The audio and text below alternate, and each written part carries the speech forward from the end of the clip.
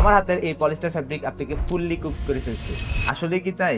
আসুন ফ্যাব্রিক শিখি। পলিস্টার প্রথম 1941 সালে তৈরি হয়। 1970-এ এসে পুরো গার্মেন্ট ইন্ডাস্ট্রি দখল করে নেয়। কারণ একটাই, এটি পেট্রোলিয়াম থেকে তৈরি সিনথেটিক ফাইবার। তাই কটন আর উলের তুলনায় এর খরচ অনেক কম।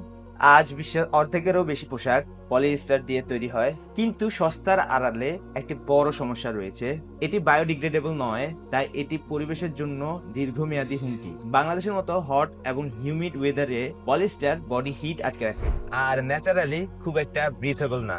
তাই দৈনন্দিন কিংবা বাইরে থাকলে কটন এবং লিনেন সবচেয়ে বেশি কুল অ্যান্ড কমফোর্টেবল। তবে সব জায়গার জন্য পলিয়েস্টার খারাপ না। ওয়ার্কআউট, রানিং কিংবা ট্রাভেলিং এর জন্য এটি দারুণভাবে কাজ করে, কারণ পলিয়েস্টার ঘাম অ্যাবজর্ব না করে স্কিন থেকে বাইরে পুশ করে। তাই বডি অনেকক্ষণ ড্রাই থাকে। পলিয়েস্টার চিনবেন কিভাবে? লেবেলে পলিয়েস্টার লেখা থাকবে। ফ্যাব্রিক হাতে নিলে স্মুথ আর স্লিপারি লাগবে, আর একটু সুতা পোড়ালে প্লাস্টিকের মতো গলে যাবে। পলিয়েস্টার পরতেই হলে ব্লেন্ডেড ফ্যাব্রিক বেছে নিন। ব্লেন্ডেড ফ্যাব্রিকে কমফোর্ট, ব্রিথেবিলিটি এন্ড ডিউরেবিলিটি তিনটাই পাওয়া যায়। তাই এভরিডে ওয়্যারের জন্য এটি অনেক স্মার্ট চয়েস। সঠিক ফ্যাব্রিক চিনলে শুধু আরাম না, মাসে অনেক টাকাও বাঁচে। এরকম প্র্যাকটিক্যাল নলেজ পেতে এখনই ফলো করুন।